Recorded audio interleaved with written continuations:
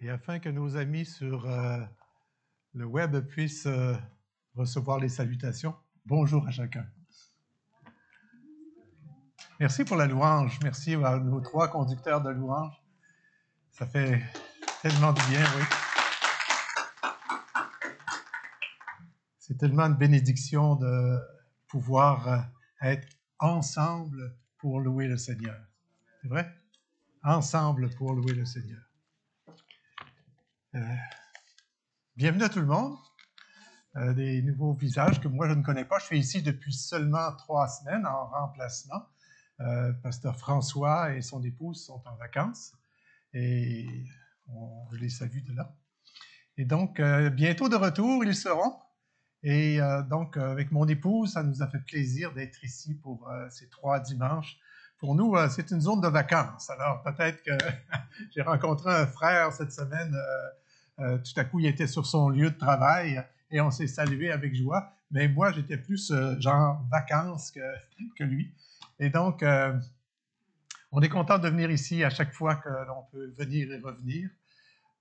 Donc, soyez donc chacun, tous et chacun, les bienvenus dans votre Église, dans votre Église.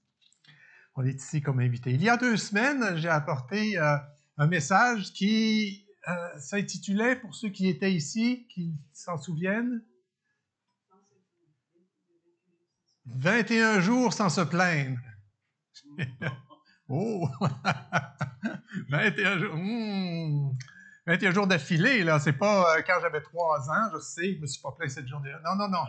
À partir de maintenant, 21 jours sans se plaindre. L'idée est de changer nos habitudes qui sont tellement incrustées en nous. Et j'ai donné des petits trucs. Le petit truc, pour ceux qui n'étaient pas là, c'est de dire qu'on peut porter quelque chose, par exemple, comme un bracelet à son poignet, ou autre chose, une pièce de monnaie, un objet quelconque dans sa poche droite, et puis si pendant la journée, tout à coup, on s'échappe, on dit une bêtise, on se plaint de quoi que ce soit, on prend le bracelet ou l'objet, puis on le change de poignet, on le change de poche. Vous pouvez prendre ce que vous voulez, mais il s'agit d'avoir un aide-mémoire pour ça. Et le fait de faire ce geste-là, je disais, c'est que ça nous rend conscients du nombre de fois où, dans une journée, on se plaint et on se plaint et on se plaint continuellement. Je disais qu'en moyenne, les gens se plaignent, statistiquement parlant, les gens peuvent se plaindre entre 15 et 30 fois par jour. Il y a des gens pour qui c'est plus que ça. Alors, l'idée, c'est que derrière ça, c'est que quand on arrête de se plaindre pour ceci ou pour cela et qu'on commence à apprécier véritablement ce que le Seigneur nous donne, eh bien, ça change notre être profond, ça change qui on est à l'intérieur de nous, qui nous sommes. Et donc, le premier dimanche, j'avais parlé donc sur ce sujet-là, 21 jours sans se plaindre, et puis je sais que sur Facebook, vous pourrez retourner sur Facebook, vous êtes habile dans ça, pour revoir cette prédication. Et le deuxième dimanche, où j'étais ici la semaine dernière, eh bien, c'était en écho aux paroles de Jésus lui-même et à ce que Dieu a donné au peuple juif dans l'Ancienne Alliance. Donc, dans l'Ancienne Alliance et dans la Nouvelle Alliance, le Seigneur nous dit qu'il veut que nous soyons heureux. Il veut que nous soyons heureux. Et c'est ça qu'on a vu en détail, enfin, en détail. On a passé 1 heure là-dessus la semaine dernière et je sais qu'on pourrait en passer beaucoup plus. Et cette semaine, c'est l'été, hein? Donc, on fait des choses qui sont, être heureux. Ça, c'était un beau sujet pour l'été, hein? Surtout pour le gars qui est en vacances. Et cette semaine, eh bien, ce que l'on va voir la joie. On va voir la joie. C'est un thème extraordinaire et la joie. La première épître que l'apôtre Paul a écrit aux Thessaloniciens, à la toute fin, il fait des salutations, j'y reviendrai à la fin de cette prédication, il fait des salutations aux Thessaloniciens et entre autres, il dit « Soyez toujours joyeux ». Soyez toujours joyeux. Et ailleurs, quand Paul écrit aux Philippiens, il dit ceci, Réjouissez-vous en tout temps de tout ce que le Seigneur est pour vous. Oui, je le répète, soyez dans la joie. Et là, l'apôtre, il dit, réjouissez-vous. Ça, c'est possible, hein? C'est bon? C'est correct? C'est assez facile? Non, enfin, pas toujours, mais...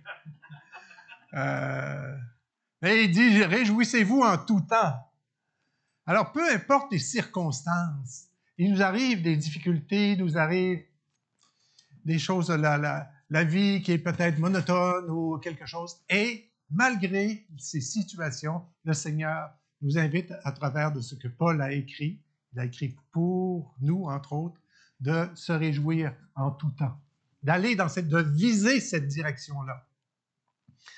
Donc, ce que l'on va voir ce matin, c'est des outils qui peuvent nous aider à remplir ce mandat que le Seigneur nous a attribué. Le Seigneur nous demande ça, de nous réjouir.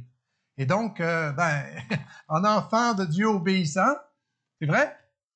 Oui. On veut tâcher de l'être, en tout cas, même dans ces choses-là. Je ne dis pas que c'est facile. Vous demanderez à mon épouse si... non, demandez-lui pas, OK? Non, non. Mais on a chacun nos difficultés, hein, c'est vrai. On est tous comme ça. Mais le Seigneur nous invite à grandir dans notre foi. Il nous invite à grandir dans notre être profond, à qui on est, qui nous sommes dans notre âme profondément. Tu aimeras, je disais la semaine dernière, tu aimeras le Seigneur ton Dieu de tout ton cœur, de toute ton âme, de toute ta force. Ça, c'est facile. C'est facile. Tu aimeras ton prochain, ça c'est moins facile. Parfois, c'est ça marche haut. Mais la chose dans ça, c'est qu'il dit, tu aimeras ton prochain comme toi-même. Comme toi-même. Alors, le Seigneur, il désire que profondément, la clé profonde de l'invitation de Jésus, à l'humanité, Dieu veut que tous soient sauvés. Dieu veut que tous soient sauvés. Et ce que Dieu veut, c'est que nous puissions nous aimer passionnément. Nous sommes des créatures de Dieu. Dieu nous a créés. C'est lui qui nous a formés. C'est pas n'importe quoi. C'est Dieu qui nous a formés, chacun d'entre nous. Et croyez, je vous invite à croire vraiment que quand Dieu vous a formé, quand il vous a désiré, quand il l'a fait, quand il vous a formé, il n'a pas fait d'erreur de mode d'emploi. C'est vrai? Dieu ne s'est pas trompé. Il a des mains habiles pour nous former. Il est vrai qu'au cours de notre vie, depuis notre enfance, on a eu des blessures, on a eu des meurtrissures, on a eu toutes sortes de choses. On a eu de la pression qui est venue peut-être de la famille, de la société, des autres petits-enfants qui étaient à l'école avec nous, du quartier dans lequel on a grandi. Peu importe. Il est arrivé, il arrive à tout le monde des circonstances où il y a quelque chose qui est meurtri à l'intérieur de nous. Et Jésus, son message, le message de l'Évangile, fondamentalement, c'est que nous puissions gravir ces difficultés, passer outre ces difficultés pour retrouver la création que Dieu a faite de qui nous sommes. C'est ça le projet de Dieu dans chacune de nos vies. Alors, la joie. On pourrait parler brièvement des plaisirs. Les plaisirs. Les plaisirs, c'est quelque chose d'assez superficiel, on dit. Hein?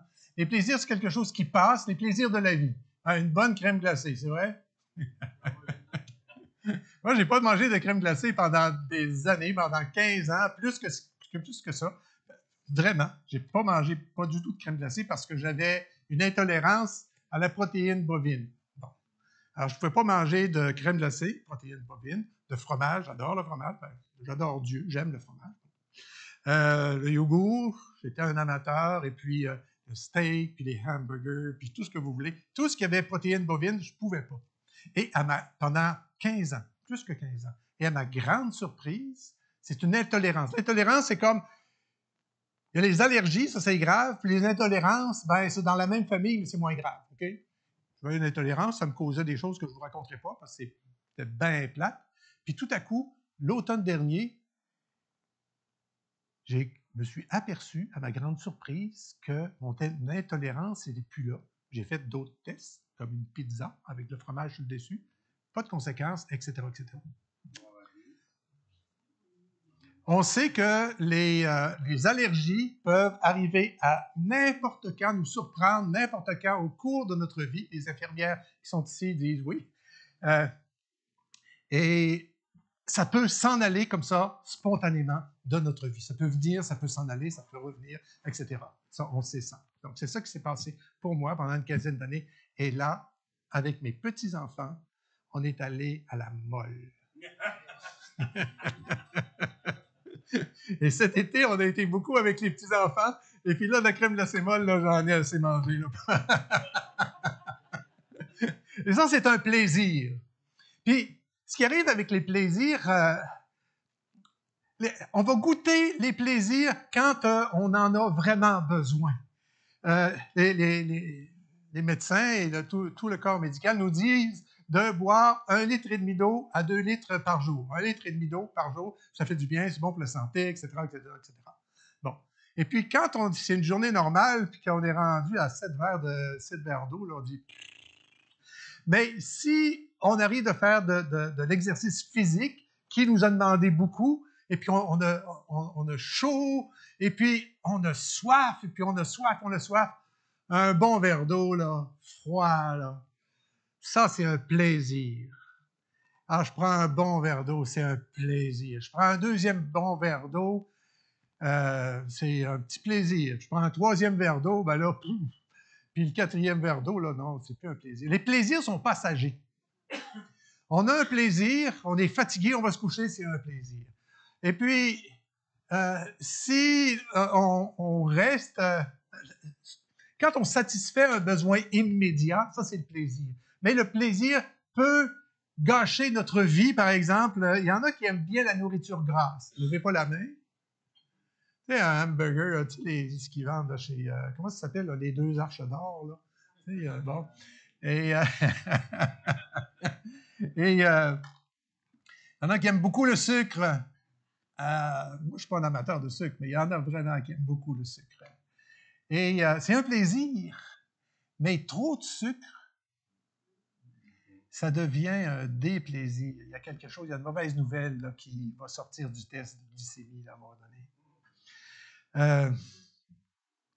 Une journée de congé, c'est le fun, mais une année de congé, là, ça s'appelle une année sabbatique, là, mais quand il y a juste rester assis sur le divan, là, ça détruit. Donc, les plaisirs, on appelle ça souvent dans la chrétienté, les plaisirs de la chair. Ben, il y a les plaisirs, c'est correct. Jésus avait cette réputation de la part des autres. Je ne sais pas jusqu'à quel point c'était fondé, mais ça dit que les gens disaient de lui que c'était un mangeur, un buveur. Il aimait être à la table, et je suis certain que Jésus n'exagérait pas dans ces choses-là. C'était un plaisir pour lui d'être avec des amis, puis tout ça. Donc, le plaisir, ça, c'est bien, mais il faut faire bien attention. Ensuite, il y a les plaisirs, et puis il y a le bonheur. Oups, je suis allé trop vite, mais en tout cas, on l'a déjà ici. Le bonheur, c'est ce qu'on a vu la semaine dernière. Le bonheur, c'est quelque chose c'est un état dans lequel c'est plus durable, c'est continuel. C'est ce qu'on a vu la semaine dernière. J'ai apporté beaucoup de points, et j'en aurai presque autant cette semaine, 10 éléments cette semaine. Le bonheur, c'est comme une paix intérieure, c'est quelque chose le plaisir, c'est passager. Le bonheur, c'est comme plus permanent.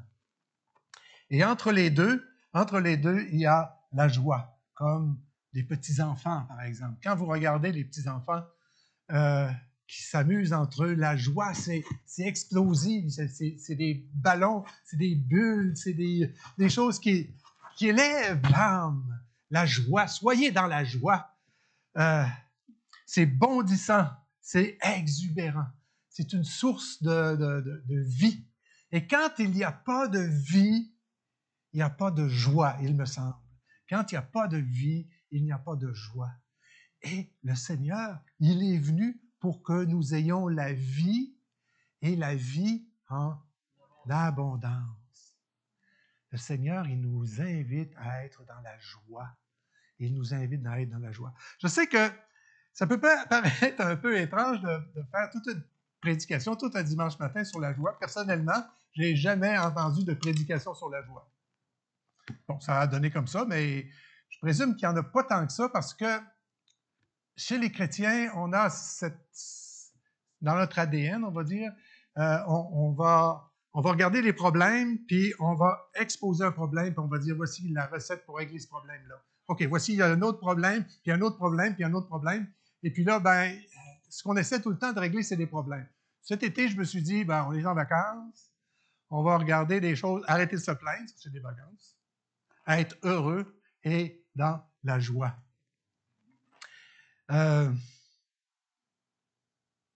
Et même que dans certains milieux chrétiens, la joie peut être suspecte un petit peu.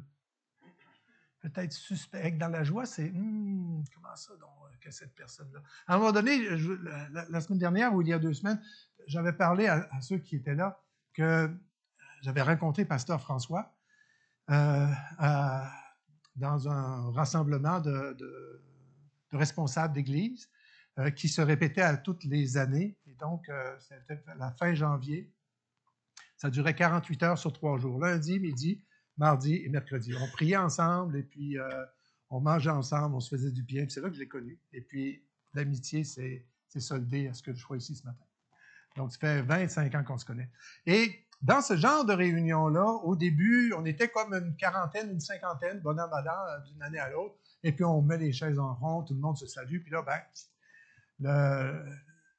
le responsable vient et puis il dit, bon, on fait ce qu'on appelle une question brise-glace. Parce qu'au début, là, tout le monde est gêné, tout le monde dans sa petite coquille, et puis on se regarde, oh, je ne le connais pas lui, elle me regarde, qu'est-ce que j'ai? Et donc, une question brise-glace, ça nous aide à briser la glace, quoi. À nous détendre et tout ça. Et cette année-là, il y a eu une année où la question brise-glace était de quelle est la dernière fois où vous avez vraiment ri de bon cœur? La question brise-glace. Là, quelqu'un disait, ah, moi, il s'était passé telle chose.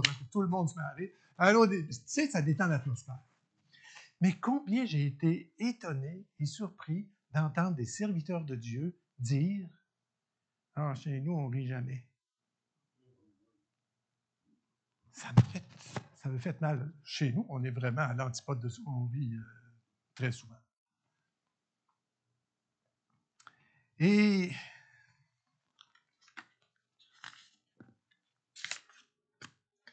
un autre passage qui nous parle des bienfaits de la joie, les bienfaits de la joie, c'est le passage qui se trouve dans les psaumes, chapitre 17, verset 22. Donc, je crois que c'est dans les proverbes. J'ai fait une erreur ici, c'est dans les proverbes. Il y a des amateurs de proverbes ici. Donc, un cœur joyeux est un excellent remède, mais un esprit déprimé mine la santé. C'est la Bible qui le dit. Puis, on peut comprendre ça facilement. La joie, c'est quelque chose qui nous élève. Puis, la peine, la tristesse, ça nous affaisse. Et quand on est joyeux, bien, on a tendance à s'élever, on a tendance à monter comme ça. On a tendance à aller vers la vie, il me semble. Et puis, quand on est triste, regardez l'expression en français que l'on dit, on est triste et abattu.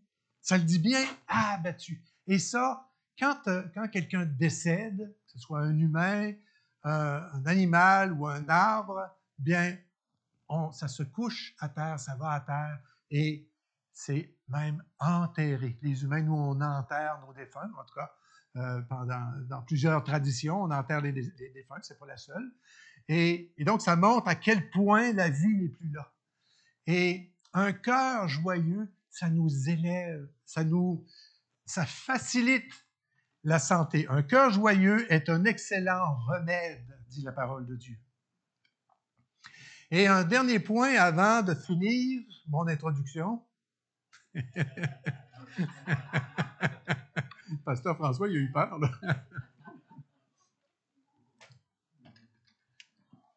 Vous vous souvenez du fruit de l'esprit? Le fruit de l'esprit dans Galates 5, 22? Le premier élément du fruit de l'esprit, peut-être certains s'en souviennent, c'est l'amour. Puis je me disais, quand je considérais ça, je me disais, bien, c'est comme à tout seigneur, tout honneur. Hein?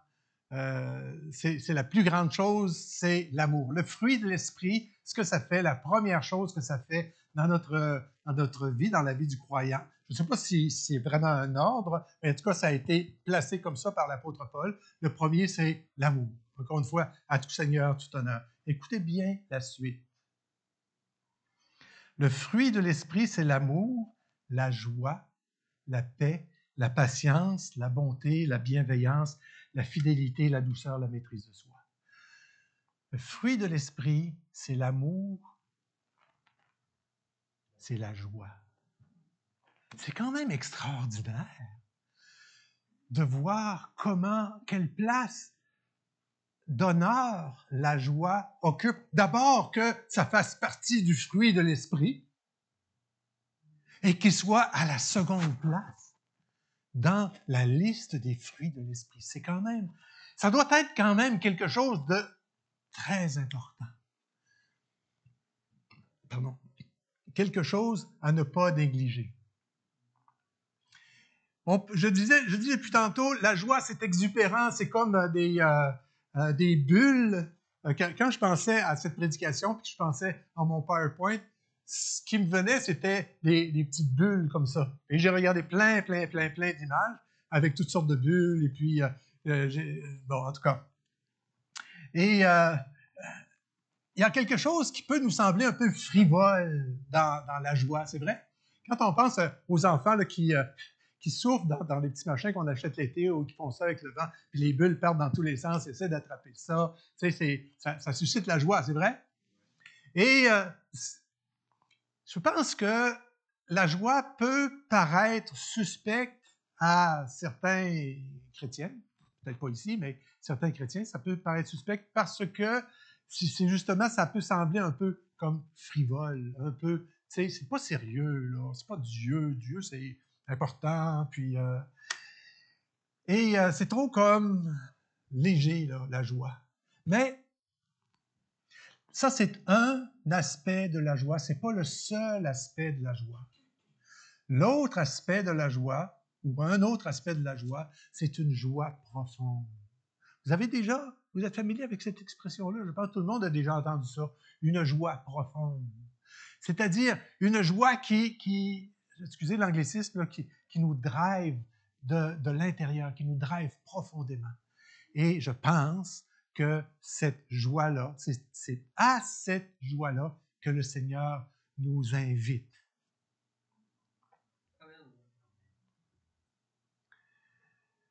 Vous avez déjà regardé un film? C'est déjà arrivé que quelqu'un a regardé un film ici? Bon, pas pris beaucoup de chance. Hein? Vous savez, dans les films, il y a une stratégie, il y a des choses. Ce qui nous frappe le plus dans les films, là, c'est vraiment l'image.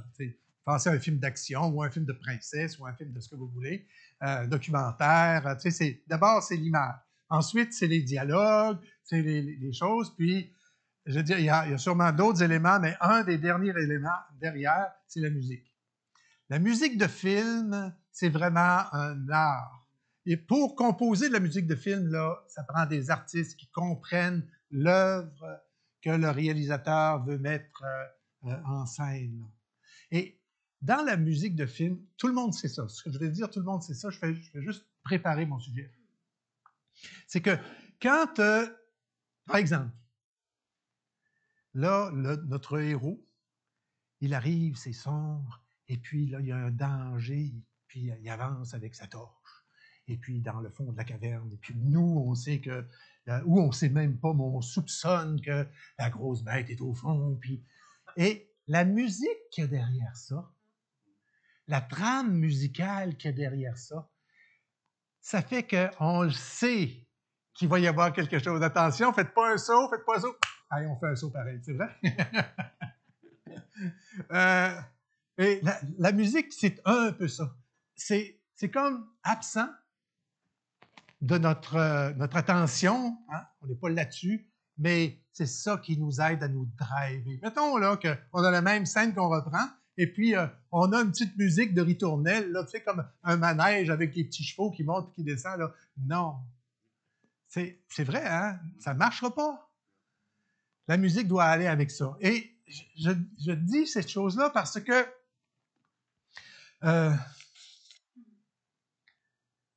il y a des recettes. Ça, c'est une recette. Dans le milieu des films, c'est une recette pour nous préparer à un événement joyeux ou un événement dramatique ou un événement de tout ce que vous voulez.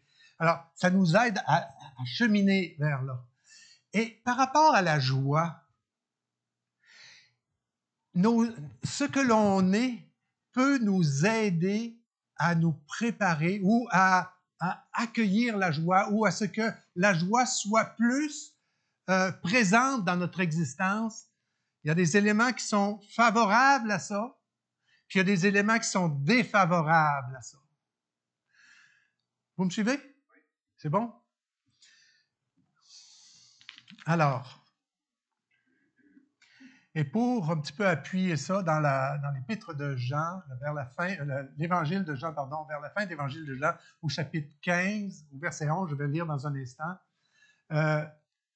Avant le verset que je vais lire, là, Jésus a donné plusieurs recommandations. Il a donné plusieurs recommandations, ceci, cela, faites ceci exactement. Et au verset 11, ça dit ceci, Évangile de Jean 15, 11, donc ceci, Jésus dit à ses disciples, « Je vous ai dit cela afin que ma joie demeure en vous et que votre joie soit complète ou votre joie soit parfaite. Je vous ai dit cela afin que ma joie soit en vous et que votre joie soit parfaite. » Je vous ai dit cela, là. C'est toutes les recommandations qu'il a fait dans les chapitres précédents. C'est tout ce qu'il a dit, afin que, si vous faites ce que je vous dis, là, ma joie, la joie qui est dans Jésus, va être en vous et votre joie va être parfaite. Alors, véritablement, il y a des éléments qui peuvent nous aider à susciter la joie en nous, à la faire grandir et à la faire demeurer. Une joie qui est profonde. Plus, en prime, des joies qui sont frivoles, qui sont amusantes, tout ça aussi, la joie de la vie. Mais il y a des joies profondes à laquelle nous sommes invités. Et ce matin, j'aimerais vous proposer une dizaine, mais en fait 10 exactement, 10 pistes sur lesquelles vous pourrez vous concentrer ou adhérer ou aller dans cette direction-là. Un peu comme ma liste de la semaine dernière, d'abord, les éléments que je vais mettre, là, c'est pas en ordre. C'est tout ça en même temps. Ben, il faut bien mettre un certain ordre dans ça. Donc, et puis, ça se touche un peu les uns les autres. Donc, ça s'influence les uns les autres. Et donc, je donne à ce moment-ci la même recommandation que j'ai donnée la semaine dernière. Peut-être est-ce que certains vont dire, moi, je vais en choisir 2 ou 3 ou 4 ou 5, puis ces éléments-là, je vais piocher dessus. Par exemple, je vais en choisir un, celui-là, la gratitude. On va voir ça tout à l'heure. Avoir de la gratitude. C'est un élément qui, véritablement, peut nous aider. Alors, quelqu'un va dire, moi, j'identifie que dans ma vie, là, j'ai pas assez de gratitude par rapport à ce que les autres me font pour moi, ou ce que le Seigneur fait pour moi, ou simplement la société dans laquelle je suis. Ça va à l'encontre. C'est un bon remède pour arrêter de critiquer. Okay? Ne plus se plaindre, là, ce qu'on disait tout à l'heure, 21 jours sans se plaindre. Donc, choisissez-en, si vous voulez, quelques-uns. La liste va venir les uns après les autres. Et aussi, pendant que j'y pense, si vous voulez, quand la liste va être complète, il y en aura 10, eh bien, vous pourrez prendre votre cellulaire puis photographier la liste pour être capable d'y revenir. Ça facilite les choses, n'est-ce pas? Donc, le premier élément ce matin, c'est établir des bonnes conditions. C'est ce que je viens de parler. Donc, prendre soin de soi. Prendre soin de soi. Tu aimeras ton prochain comme toi-même. Prendre soin de soi. Dans votre santé physique, dans votre santé mentale, être capable, autant convenable, de prendre des vacances, être capable d'aller vers les autres, avoir de l'activité physique régulière, d'entretenir qui nous sommes, de prendre du temps pour soi-même également, se donner pour les autres, très bien, mais prendre du temps pour soi, avoir un hobby qui nous passionne. Les uns et les autres ont des goûts différents, on respecte tout ça. Hier, on était ici à Montmagny avec mon épouse et puis on était dans un commerce. Quand on sort de là, quand on est arrivé, on s'est stationné, puis à côté, il y avait un vieux pick-up, des vieux, là, qui avait de la rouille dessus, là, sur les ailes, tout ça. On va faire nos affaires, on reste là. Puis quand on revient, l'homme à qui appartenait le pick-up, oui, à qui appartenait le pick-up, il était là. J'ai engagé la conversation avec lui. J'ai dit, waouh, c'est particulier. Fait que là, on s'est mis à parler. On a parlé quoi? 15-20 minutes avec lui, au moins. Et c'est un 1969, pas le gars, mais la voiture. Lui, il est de 72 ou 75, le monsieur, parce que il dit, mon pick-up est plus vieux que moi. Puis là, il nous a tout raconté sa passion par rapport au pick-up.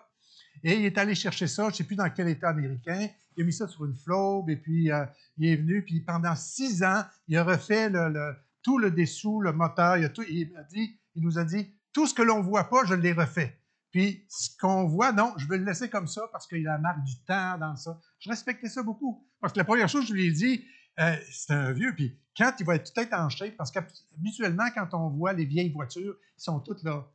Excusez l'expression encore une fois, c'est ma deuxième patin toute shiny. Là, mais lui, non, il veut le laisser comme ça. C'est très bien. Et pendant c'est ça, 15-20 minutes, il nous a partagé sa passion. Puis, et donc, quand il fait ça, ce gars-là, quand il fait ça, il prend soin de lui. Il nous a dit que c'était un chauffeur, il allait aux États-Unis avec son gros camion, là, tout ça. Et il pense à ça, puis il va acheter des pièces en Oregon. Il nous a montré à l'intérieur, en tout cas, il est allé dans une douzaine d'États chercher des pièces, là, puis bon.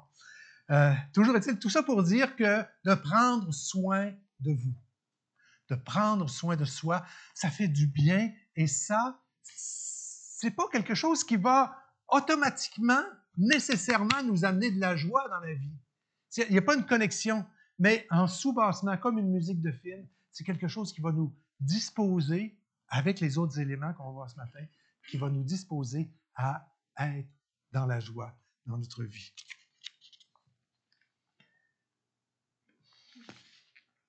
J'avais noté également voir le bon côté des choses. J'en ai parlé la semaine dernière. Voir le bon côté des choses. S'amuser. Juste s'amuser. Rire. Trouver des prétextes comme ça. Tout ça fait partie de prendre soin de soi.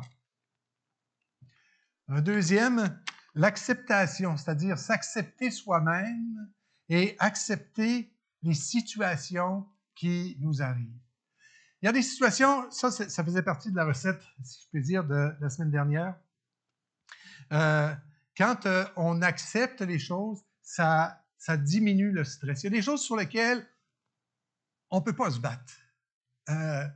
C'est l'hiver, il y a une tempête de neige, vous allez être en retard à votre rendez-vous, puis c'est de même. Même si vous vous fâchez, ça va être de même pareil. Je connais quelqu'un qui restait à la campagne, cette personne-là demeurait à la campagne, et il fallait qu'il soit à son travail à telle heure en ville. Il sort le matin, il y avait une tempête de neige, sa voiture était comme ça, là, en dessous de la neige, là, il y avait de la neige jusqu'à la rue. Là. Et c'est sûr, il était pour arriver en retard au travail. Puis là, il est devenu en colère par rapport à ça. Il a pris sa pelle, il a commencé à pelleter. Il rentre dans la maison, puis quand il y avait la maison, puis par derrière, là, il y avait comme une cuisine d'été, on va dire. D'accord? Puis, entre la maison et la cuisine d'été, il y avait une porte, nécessairement, puis il y avait une grande vitre comme ça. Il rentre dans la maison tout fâché, il prend l'affaire qu'il est venu chercher, il sort, puis il ferme la porte, puis la vitre pète. Là, c'est la cuisine d'été, mais on est l'hiver. Je ne sais pas si vous savez, là, mais cuisine d'été, c'est pas chauffé. Fait que là, en plus d'arriver en retard, puis il ne fallait pas qu'il soit en retard, en plus de ça, il a fallu que quand tout soit pelleté, qu'il parte au village de mauvaise humeur, qu'il achète la vitre, puis qu'il vienne poser la vitre parce que son épouse, puis son petit garçon de 2 ans était dans la maison. Il s'appelle Antoine, le gars. Ah, Ouais. parent avec vous? Oui, c'est moi, ça. C'est moi que je viens de décrire, comme ça.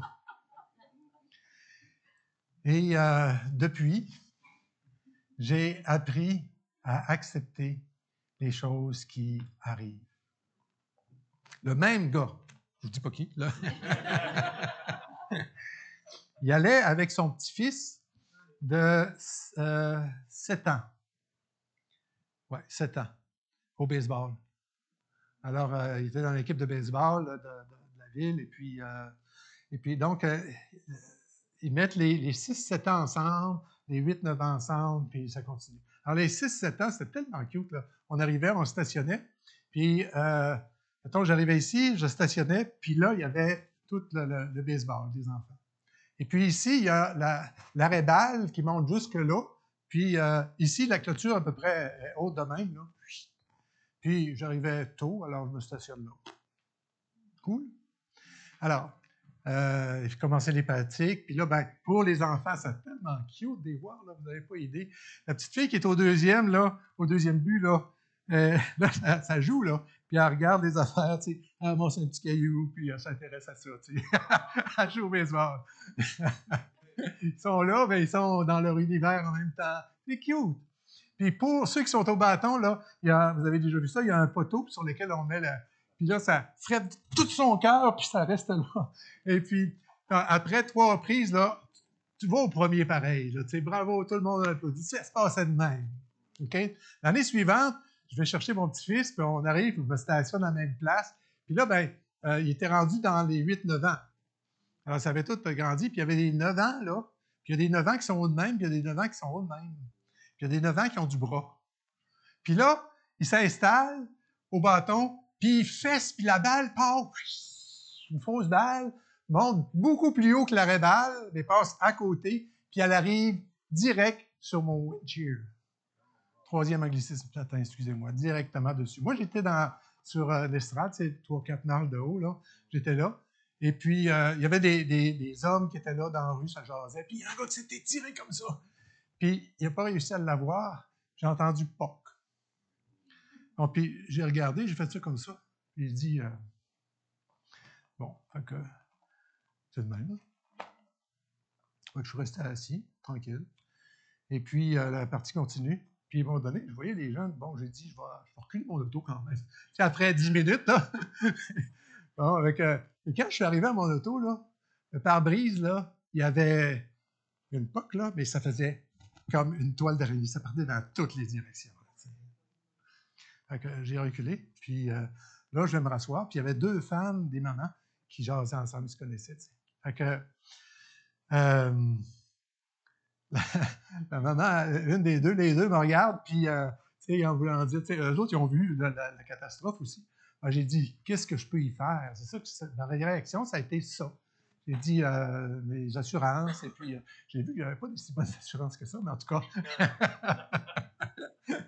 Mais il y a une grosse tempête de neige, je vais arriver en retard au travail, je peux me fâcher, mon pare-brise peut voler en éclats, mais je peux maudire la vie ou être en colère. Je ne pourrais pas rien changer de ça. Il y a eu la tempête de neige, le banc de neige est comme ça. Mon pare-brise est foutu. Je ne peux rien y faire. C'est dans le passé, c'est plus à moi, ça. C'est dans le passé. Et puis, après, j'ai regardé ma réaction. Et j'ai vu que véritablement, j'étais changé. Savez-vous ce qui s'est passé entre les deux? Oui, vous le savez.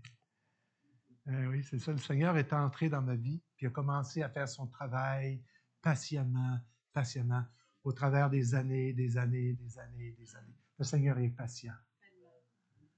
Et il nous aime.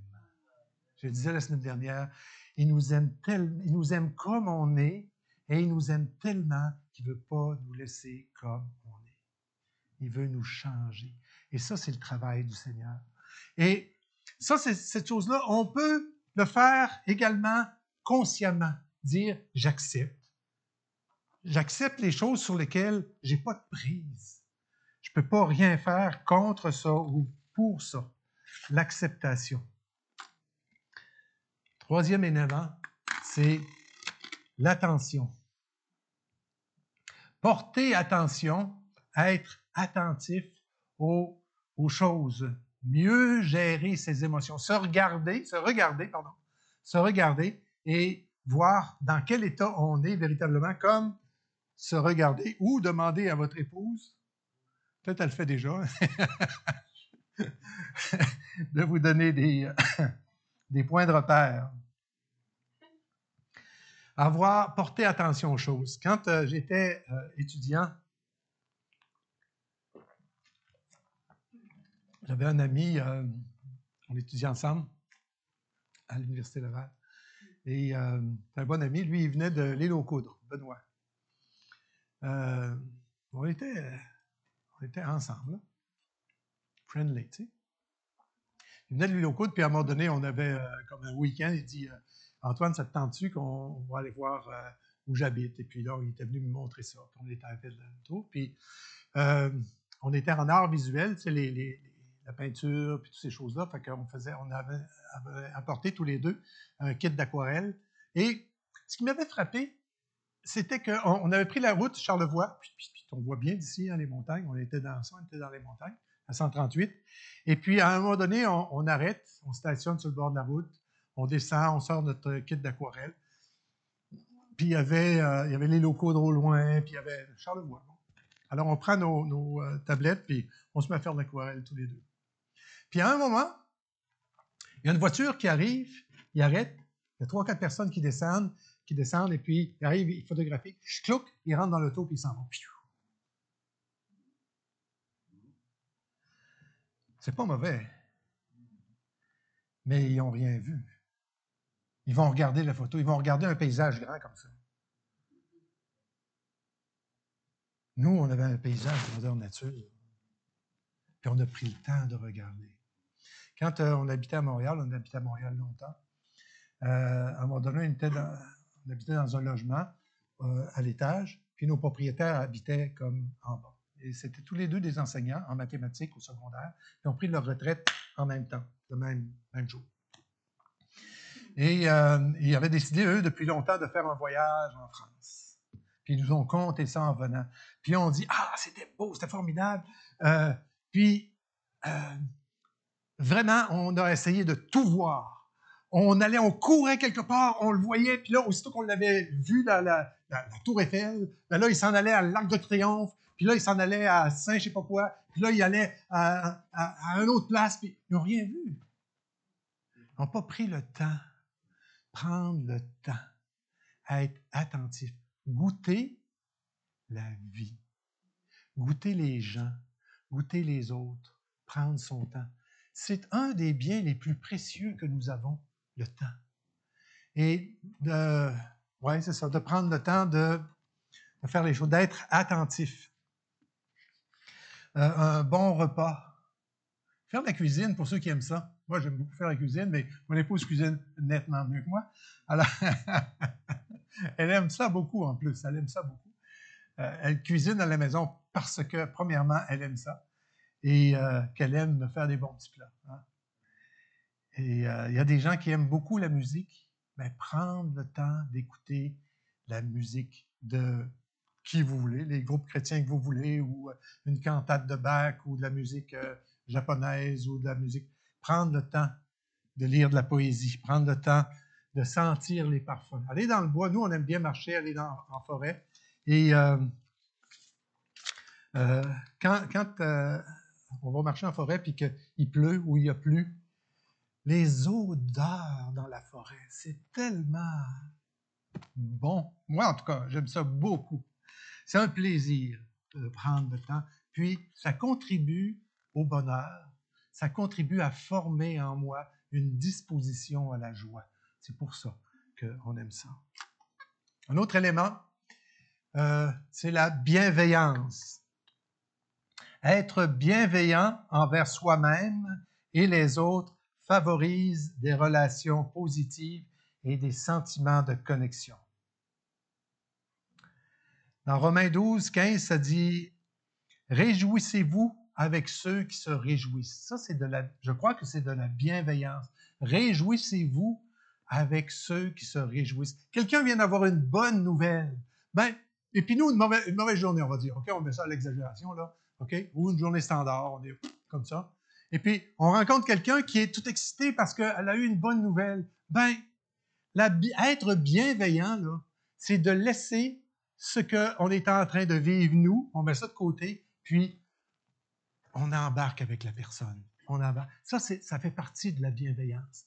Ça va faire du bien à la personne pour laquelle vous avez de la bienveillance, et ça va vous faire du bien à vous. L'idée, c'est de se faire du bien, d'aller du côté du bien. Est-ce que vous voulez aller du côté du bien ou de l'autre bord? C'est pas ça qu'on veut. On veut aller du côté du bien.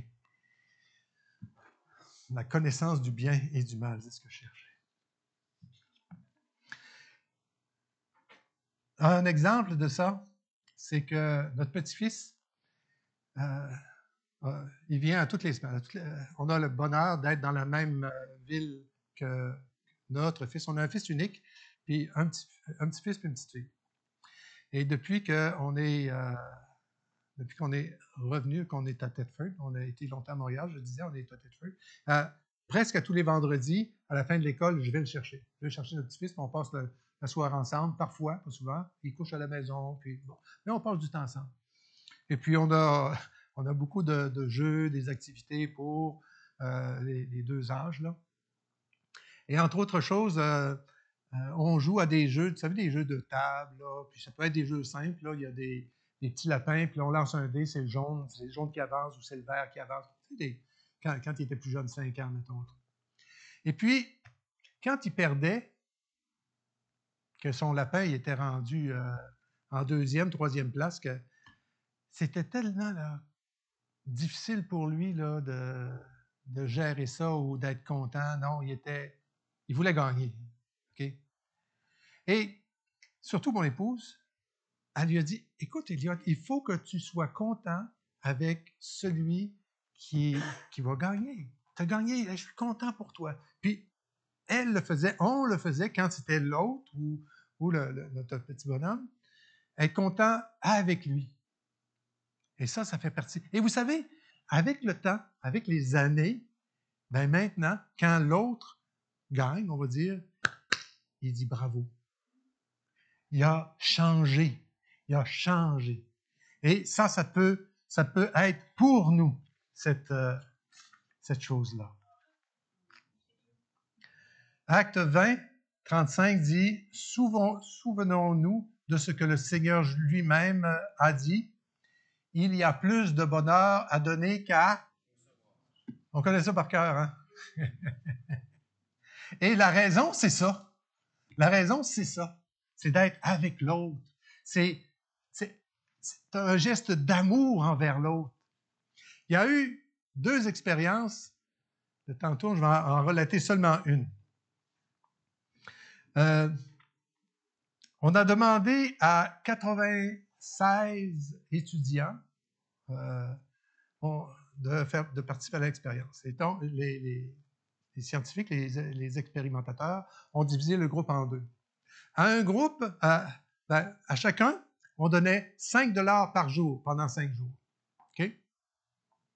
Et à un groupe, on disait, je te donne 5 $, là, puis il faut que tu le dépenses aujourd'hui. Tu ne peux pas l'accumuler. Il faut que tu le dépenses aujourd'hui. Tu le dépenses tout. Tu t'achètes ce que tu veux. Tu l'achètes pour toi. Tu t'achètes quelque chose, une gâterie. Tu t'achètes quelque chose pour toi. 5 $ par jour. L'autre groupe, on leur a dit, on vous donne 5 piastres par jour, et puis vous allez vous organiser pour le donner à quelqu'un, à un organisme sans but lucratif, un organisme charitable. Vous choisissez n'importe quel, puis vous donnez votre 5 piastres par jour. Et ils ont fait l'expérience, et puis ils ont sondé les jeunes, ils ont demandé, c'était des jeunes, des étudiants, ils ont demandé aux jeunes quel était leur sentiment quand, de jour à jour, quand ils dépensaient leurs 5 $ pour eux-mêmes ou ils donnaient le 5 $ à quelqu'un d'autre. Le sentiment de joie que les jeunes avaient le premier jour, il était formidable. Puis le deuxième, il était pas pire. Puis le troisième, c'était ordinaire. Puis le quatrième, ils s'en foutaient. Puis le cinquième, c'est pas grave. Je vais prendre ça. Le sentiment de joie a diminué au fur et à mesure. Et contrairement, dans l'autre groupe, plus les journées avançaient, plus les jeunes avaient de satisfaction d'avoir contribué à une œuvre charitable quelconque. Et ça, c'est de la bienveillance. Et j'ai vu plusieurs têtes dire oui, parce qu'on comprend ça. On comprend ça, que d'aller vers l'autre, de donner à l'autre, d'être charitable, d'être aimable, d'avoir de la bienveillance. Il y a une personne qui veut s'asseoir, on tire notre chaise, on tire la chaise, on ouvre la porte. Des petits gestes dans la vie quotidienne, ça fait du bien à la personne et ça nous change, ça nous transforme à la gloire de Dieu avec le temps, avec le temps, avec le temps. Nous devons faire ces choses-là, contribuer à faire ces choses-là.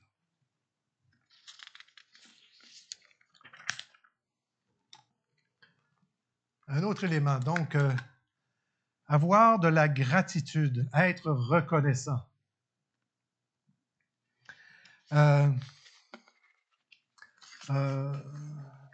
Deux choses dans ça.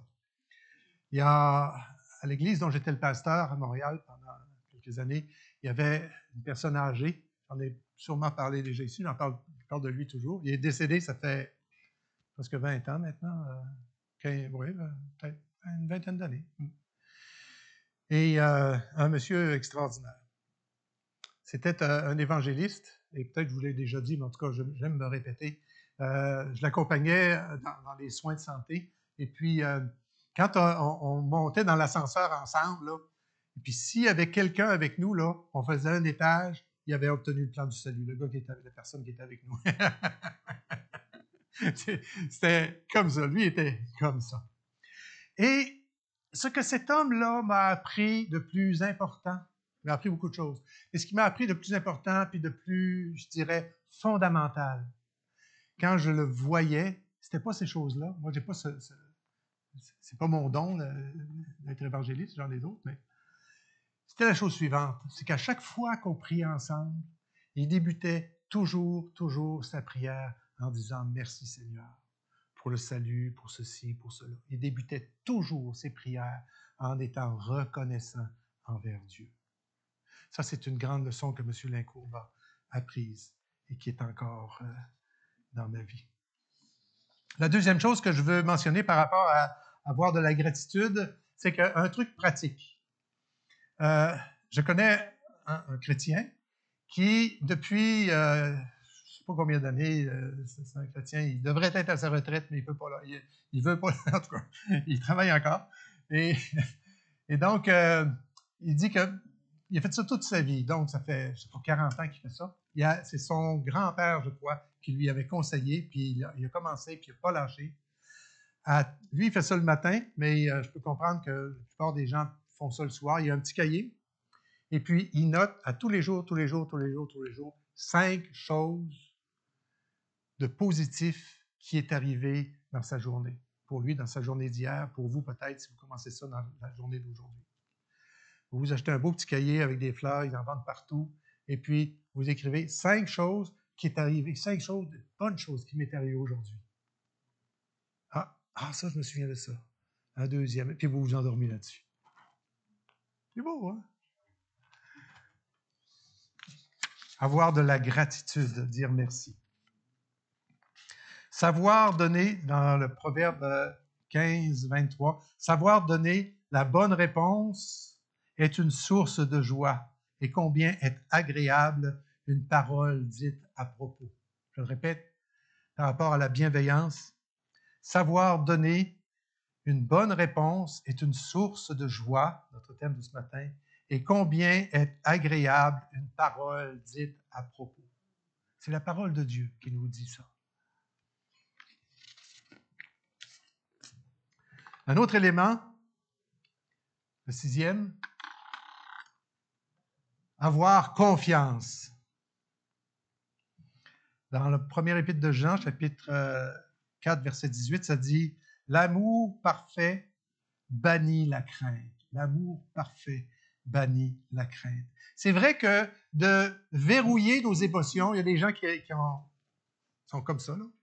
Ils ont de la misère avec leurs émotions, puis ils se mettent une carapace, sont blindés par rapport aux émotions. C'est vrai que ça nous enveloppe, puis ça nous empêche de souffrir quand on n'a pas d'émotion, pas du tout d'émotion. Ça nous empêche de souffrir. Mais ça interdit ces gens-là à la joie. De blinder nos émotions, ça nous empêche de souffrir, mais ça nous empêche de rentrer dans la joie également. On est humains et on a des sentiments et c'est le Seigneur qui nous a fait comme ça, afin que nous puissions grandir. Quelqu'un a dit un jour, sans la confiance, il n'y a pas de progrès. Si je n'ai pas confiance, je ne partirai pas sur mon chemin. Si je n'ai pas confiance que je vais réussir quelque chose, je ne commencerai même pas, je ne ferai même pas le premier pas.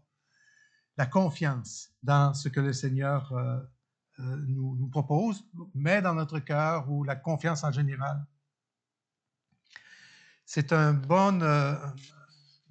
d'apprendre à faire confiance, c'est un bon investissement pour contrer les peurs. Parce qu'il y en a qui ont des peurs constamment, ils ont peur de tout ou de tout et de rien, et d'apprendre à faire confiance, d'apprendre à faire confiance. Un autre élément, c'est cultiver des relations positives. Et ce que je veux dire par là, c'est que le milieu dans lequel nous sommes, l'environnement social dans lequel nous nous trouvons, va nécessairement déteindre sur nous, va contribuer à nous changer. Et c'est tellement facile à comprendre. Je suis jamais allé au Japon, mais c'est sûr que la société japonaise est très différente que la société québécoise. Hein? Bon. Et la société mexicaine, c'est très différent. Je suis allé plusieurs fois en Afrique, c'est différent d'ici. Chaque société est différente les unes des autres. Puis ça, c'est la société qui nous influence obligatoirement, même dans notre langage. Aujourd'hui, on voyage beaucoup, on entend la télévision, tout ça, mais si on reculait il y a 75 ans d'ici, okay, dans le passé, là, dans le temps des charrettes là, à chevaux, ben, moi je suis né à Québec, là, puis si j'entendais un beauceron, là, je savais que c'était un beauceron. Okay? Puis s'il venait du Lac-Saint-Jean, je le savais. S'il vient de Montréal, également. Parce que la société déteint sur nous, c'est comme ça. Et ça, c'est au niveau macroscopique, là, les nations, puis les régions. Et puis, dans votre environnement, vos amis, les personnes qui sont près de vous, tout ça, influencent qui vous êtes. Puis si vous vous entourez de personnes qui sont de facto toujours de mauvaise humeur, qui voient toujours le pire côté des choses, qui sont toujours en train de critiquer, ben qu'est-ce que ça va vous faire pour vous? C'est ça que ça va déteindre sur vous. Vous allez devenir comme ça, puis entretenir cette chose-là. Il faut que nous puissions nous faire du bien. Apprendre à se faire du bien, ça fait partie de ça. Avoir des relations positives, même s'il faut mettre un terme à certaines relations, des amis ou autres. Philippiens 4:11, j'ai appris en toutes circonstances à être content de ce que j'ai. L'apôtre Paul qui dit ça. J'ai appris en toutes circonstances. Et puis on sait que l'apôtre Paul, il a eu des up and down, puis il dit, dans toutes circonstances, c'est pas les circonstances extérieures qui vont venir changer ce que je suis à l'intérieur, c'est vrai? C'est pas les circonstances extérieures qui vont venir modifier, parce que l'apôtre Paul avait réussi à devenir quelqu'un qui était solide dans ses convictions. À 1 Timothée 6,6, Paul écrit, « C'est en effet une grande source de gain que la piété et le contentement. » C'est une grande source de gain qu'est la piété, c'est-à-dire le respect de la parole de Dieu, le respect de Dieu, tout ça, et d'être content avec ce que l'on a. On raconte l'histoire, c'est pas un proverbe, c'est plus long que ça, mais c'est comme une petite histoire, donc une parabole. Il y avait deux voisins qui, ça se passait autrefois, dans le temps des chevaux et des charrettes, d'accord? Et puis les deux, ils restaient en face de l'autre. Ça donne qu'ils sortent tous les deux de chez eux, puis ils s'en allaient à la place du marché, avec des choses à vendre au marché. Puis, c'était des bons amis, ils étaient contents de se voir, puis ils cheminent ensemble, et puis, ils amenaient chacun leur chien. Et puis, ben, les deux avaient attaché le chien avec une laisse, là, une corde assez longue, là, puis pour que le chien puisse aller à gauche, à droite, là, chacun amenait son chien avec lui.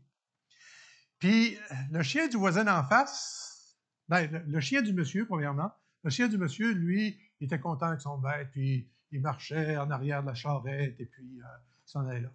Puis, le chien du voisin d'en face, lui, il avait un autre caractère, puis il ne voulait pas y aller. Mais, comme il ne voulait pas y aller. Puis la charrette, elle avance, puis lui, il est attaché là. Fait qu'il essaye de breaker ça, puis il essaye de s'opposer à ça, puis finalement, il arrive par terre, puis là, il se fait traîner sur 1 kilomètre là, de long de la petite route de terre. Là. Fait que quand ils sont arrivés au village, là, il y a un chien qui était tout de bonne humeur avec son maître, parce qu'il avait suivi. Puis il y a un chien qui était tout magané, parce qu'il avait une tête puis il ne voulait pas suivre. Le contentement, d'être content de notre situation, puis de faire avec. Des choses que l'on ne peut pas changer. J'avais dit des choses semblables tout à l'heure.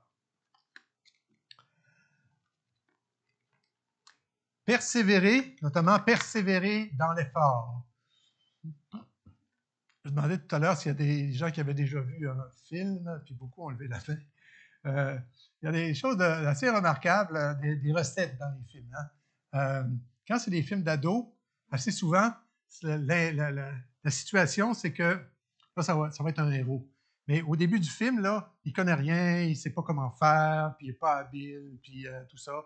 Puis là, ben, il va se faire enrôler. Puis là, il nous montre 2, 3, 4, 5, 6 scènes où il est entraîné, puis après ça, il va vaincre là, toutes les choses. Vous me suivez? Vous avez déjà vu ces choses-là.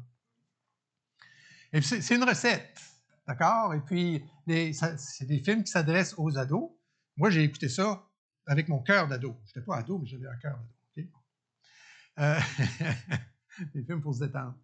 Et donc, la recette est que ils veulent s'adresser à tout le monde. Tous les jeunes qui écoutent ça, ils disent « Hey, ça c'est moi, j'ai pas de talent, j'ai pas ci, j'ai pas ça. Puis regarde qu'est-ce que je vais devenir. » Puis là, quand il saute sur la corde, et puis quand il conduit l'avion, puis quand tu fais tout ça, ben le jeune, lui, il dit « Hey, c'est moi qui est en train de faire là. » Pas consciemment, mais comme inconsciemment. C'est comme ça qu'on vend les films, d'accord?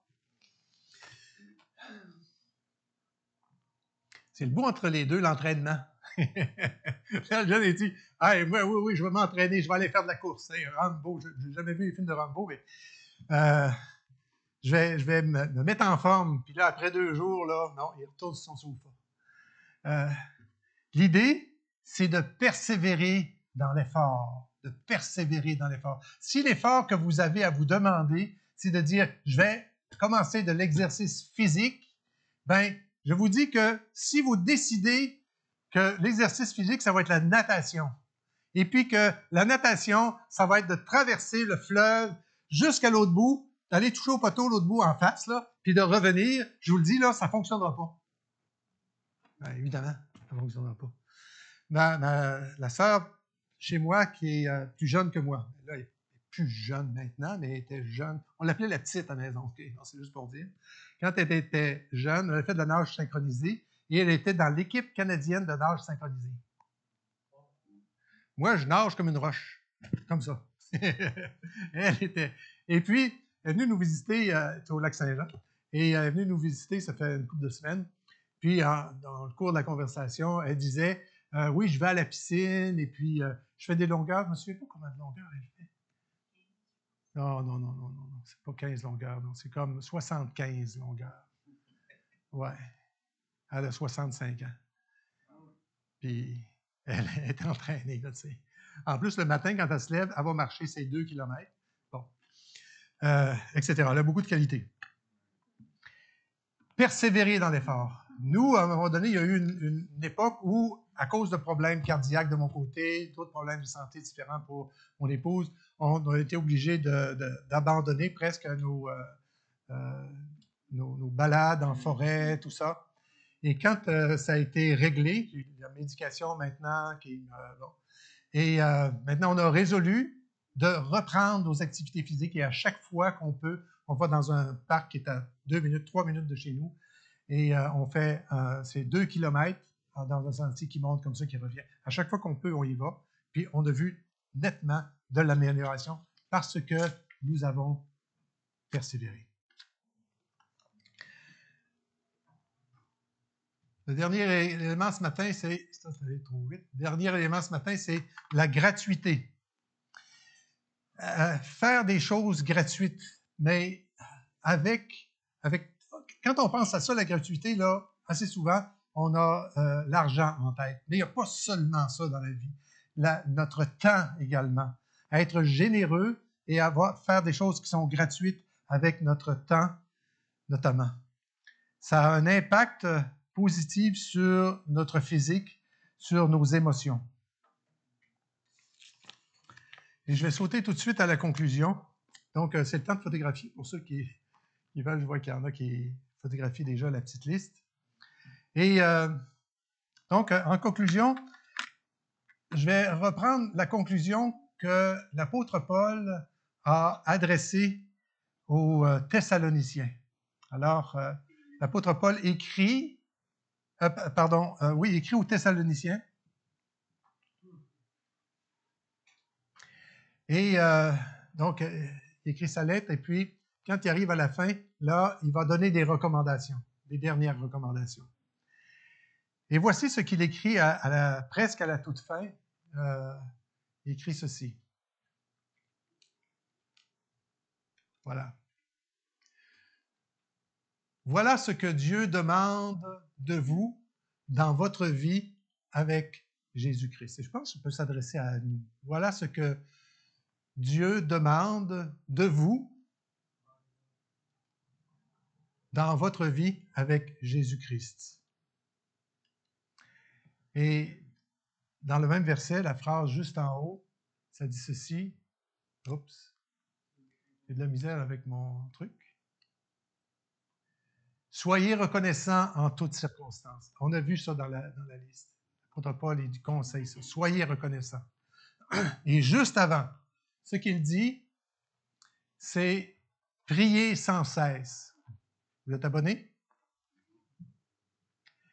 Mais de façon très surprenante, voici ce qu'il dit avant toute chose.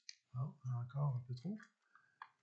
Soyez toujours joyeux. Dans les recommandations que Paul fait, il commence par dire « Soyez toujours joyeux ». Ça a été le premier verset que j'ai mis au début de la prédication. « Soyez toujours joyeux, priez sans cesse, soyez reconnaissants en toutes circonstances. Voilà ce que Dieu demande de vous dans votre vie avec Jésus-Christ. » C'est quand même quelque chose. C'est quand même quelque chose. La première chose, c'est d'être joyeux. Puis là, ce que l'on a vu ce matin, c'est 10 éléments, puis il y en a certainement beaucoup d'autres qu'on pourrait trouver à gauche, à droite, mais d'aller dans cette direction-là, d'aller dans la direction de la joie, mais concrètement. On a vu des choses comme terre à terre ce matin. Soyez toujours joyeux, priez sans cesse, soyez reconnaissants en toutes circonstances. Voilà ce que Dieu demande dans vos vies dans votre vie avec Jésus-Christ. Et il poursuit en disant, n'éteignez pas l'esprit. On a vu tantôt que dans le fruit de l'esprit, le second élément du fruit de l'esprit, c'est la joie. L'amour, la joie. Soyez toujours joyeux. Puis là, n'éteignez pas l'esprit. C'est quand même formidable l'appel que le Seigneur a pour nous. C'est vrai? C'est vrai. Prions un instant. Et ensuite, peut-être les gens de la louange vont revenir. Seigneur, merci parce que tu nous invites à une vie extraordinaire. Tu nous invites à la joie. C'est quand même pas rien. Tu nous invites au bonheur, mais tu nous invites à la joie, Seigneur. Merci parce que tu peux disposer nos cœurs à abonder dans ce sens, à ce que nous devenions des personnes plus généreuses, plus bienveillantes, à prendre soin de nous-mêmes, etc., etc., toutes les choses qu'on a vues. Merci Seigneur que le royaume de Dieu, c'est tellement extraordinaire. Je te bénis, je te demande, mon Dieu, de bénir cette prédication, cette parole dans notre cœur et que je puisse trouver une terre favorable auprès de mes frères, les sœurs, ceux qui écoutent à distance, Seigneur, ou en différé. Trouver une terre favorable afin que ces choses-là puissent prendre possession de nous, afin que ça puisse être véritablement à devenir, nous, Seigneur, profondément dans notre caractère. Merci de bénir cette Église, Seigneur, ceux et celles qui, de près ou de loin, viennent louer le Seigneur ensemble, Seigneur. Merci de bénir l'Église, les projets que l'Église a, Seigneur. Te rendons grâce, Père, dans le beau nom de Jésus. Amen. Amen. Bonne semaine à chacun. J'invite l'équipe de louange. Mon épouse a quelque chose à ajouter.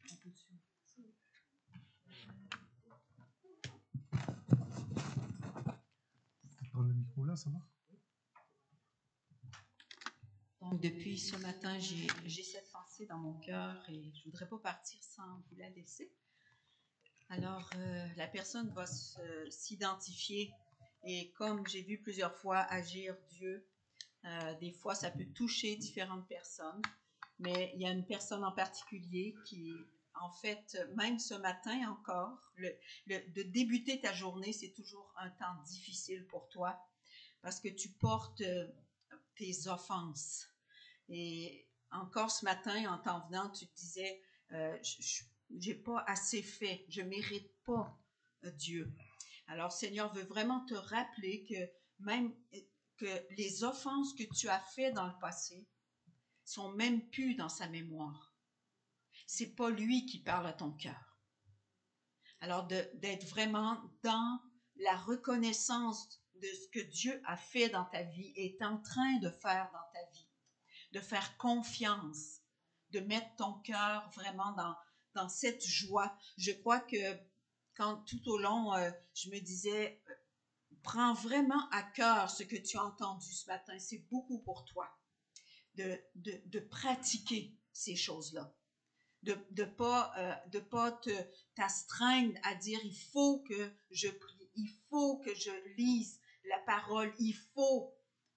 Ça va venir tout seul dans ton cœur. Laisse-toi aimer de Dieu et tu vas avoir le plaisir de lire. Ça peut être un verset.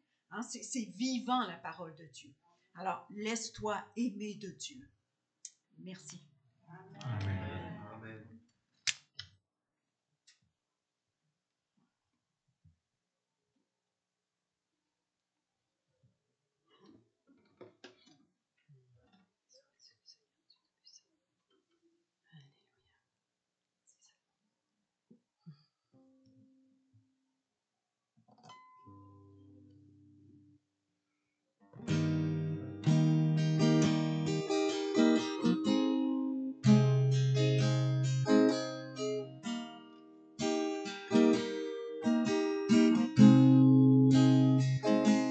Si je parlais toutes les langues des anges,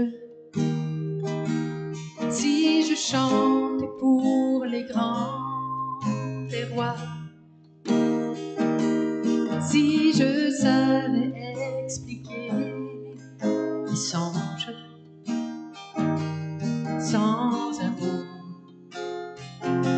je ne suis rien. J'aurais beau prophétiser sur les mystères,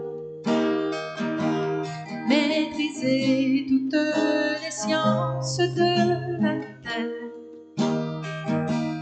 avoir toute connaissance et bienveillance. Sans amour, je ne suis rien.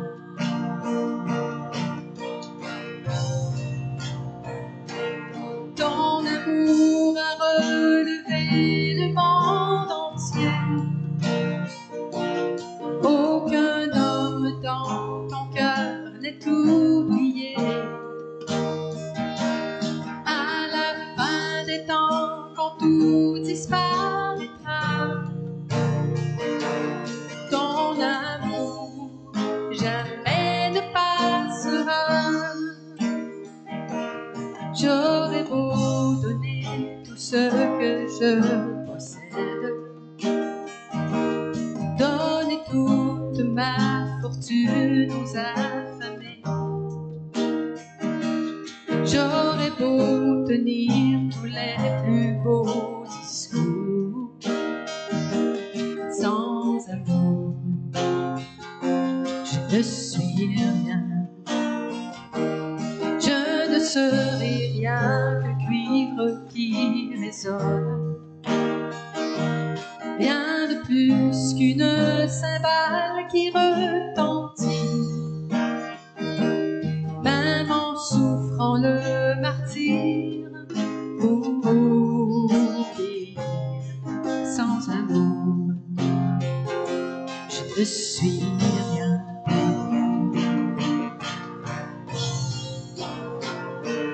Ton amour a relevé le monde entier.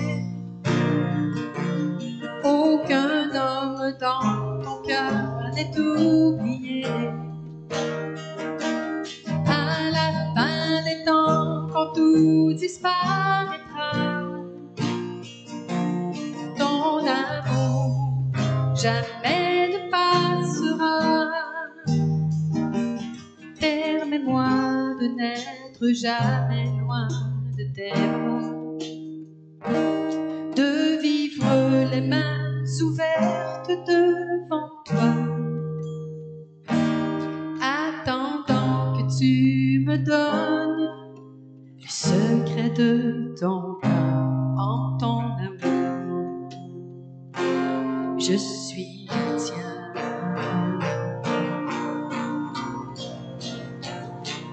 Ton amour a relevé le monde entier. Aucun homme dans ton cœur n'est oublié. À la fin des temps, quand tout disparaîtra, ton amour jamais ne passera. Ton amour jamais ne passera, ne passera. Ton amour jamais ne passera.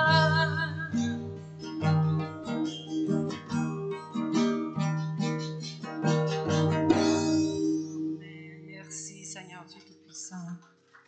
Soyez bénis, passez un excellent dimanche et une excellente semaine dans sa douce présence.